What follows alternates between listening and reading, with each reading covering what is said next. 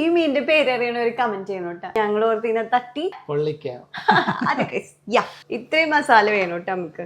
ഉണങ്ങിക്കരിഞ്ഞ് വേപ്പിലായിപ്പോയി സാറില് നമ്മളെല്ലാം അഡ്ജസ്റ്റ് ചെയ്യും. അപ്പൊ നമ്മുടെ മീനൊക്കെ കഴുകി ക്ലീൻ ചെയ്ത് വന്നിട്ടുണ്ട്. ഇതൊരെണ്ണം ക്ലീൻ ചെയ്ത് തന്നെ മതിയായി. അപ്പൊ ഞാൻ ഒരെണ്ണെടുത്ത് വെച്ച് മീൻ നന്നായിട്ട് മസാല വെച്ച്. എന്റെ വീട്ടിലെ മാക്സിമം വലിയ പാനാണിത്. പക്ഷെ മീൻ കുറച്ച് വലുതായിപ്പോയി ഗൈസ്.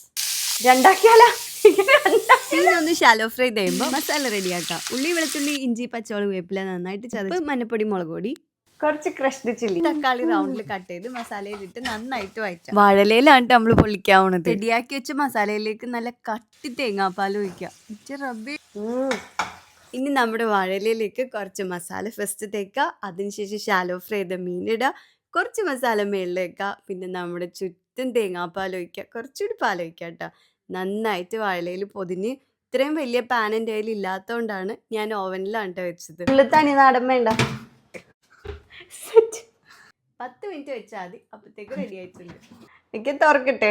അല്ലാഹുവേ, ഇനി സമാധാനമില്ല ഗൈസ്.